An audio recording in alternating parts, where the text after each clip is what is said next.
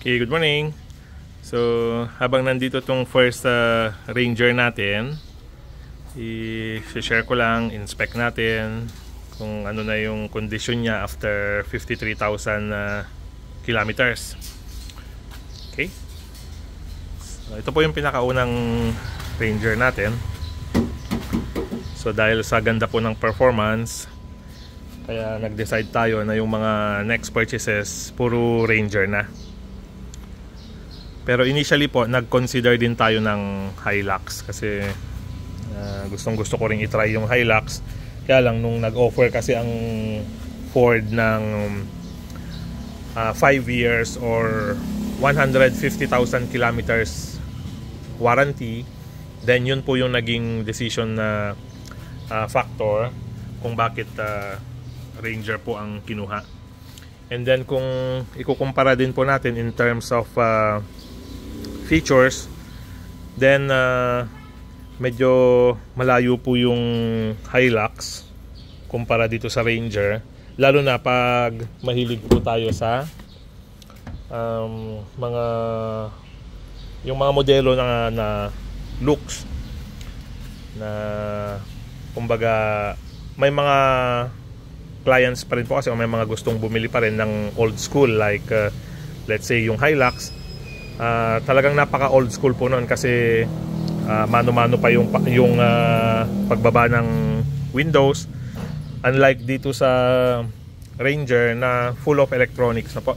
So electric lock, lahat na po, power side mirror, power windows, lahat po. And then pag titignan po natin itong cabin nya, itong instrument, talagang electronic na po lahat. Okay, so ang dashboard niya po wala nang manual, talagang purely electronic na.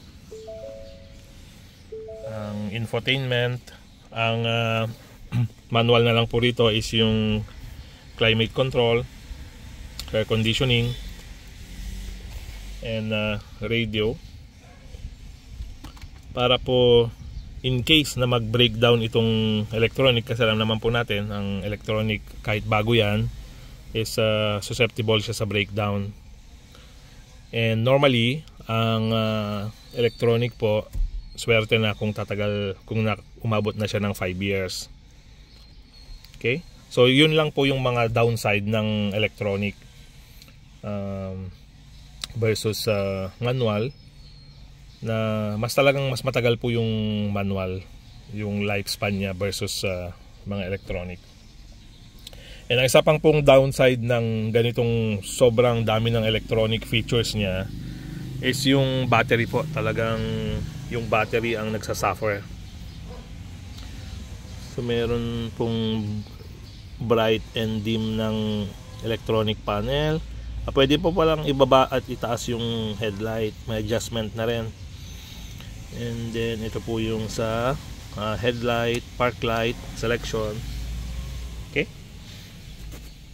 and then 4-wheel drive. Okay, so LED lights na rin po ang kanya, ang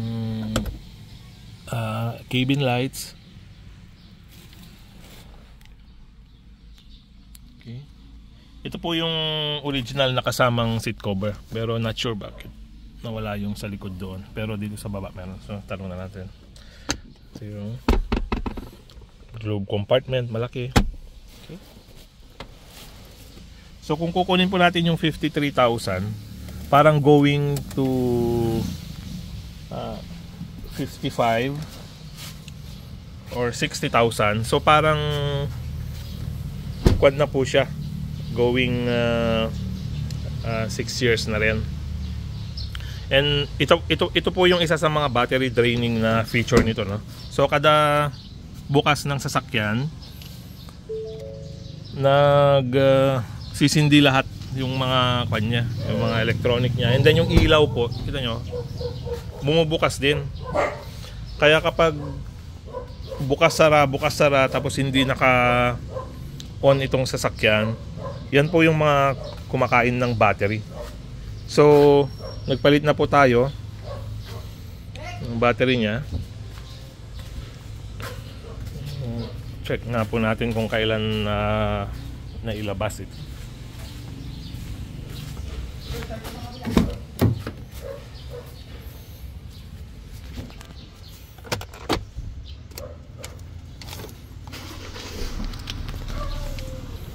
Okay, so nailabas po yung sasakyan noong February 2023, February last year. Okay. February, March, April, May, June, July, August, September. So 1 year 7 months na po. And ito po yung first na upgrade natin sa tire niya.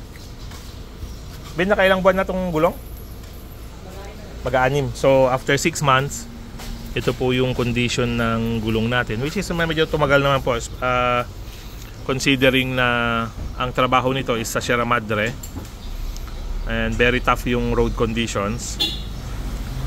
Maraming bato, laging putik. So lahat na po ng condition ng ginagawang sasakyan, ginagawang daan from scratch. So yun po yung laging dinadaanan nito araw-araw. Akyat baba sa bundok. Pero so far na nakukan naman po niya, nakakayanan niya. Okay?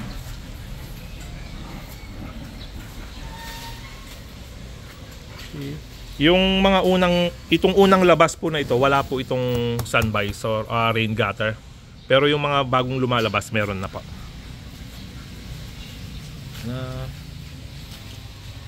Okay.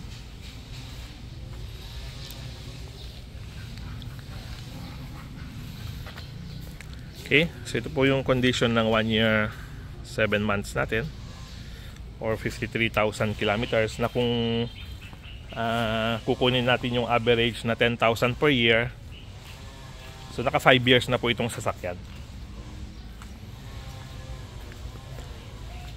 And so far so good naman po yung kwan natin, yung performance. Very happy po tayo, walang major concerns. Yung pinaka-latest lang po na nangyari, yung latest natin na Ranger, yung 4 months old. So nagpalit po ng battery sa Manila. So yun po yung mga hindi natin inaasahan, especially sa electrical parts, na kahit 4 months old yan, pwede siyang bumigay. Okay? So yun na po yung issue sa production. Tinatawag nilang factory defect. Okay?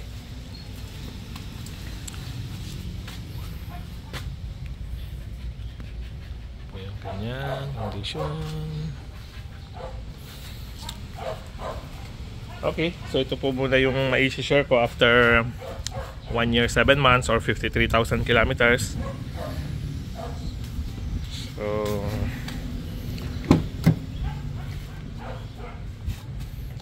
thank you. At so far okay naman tayo lahat.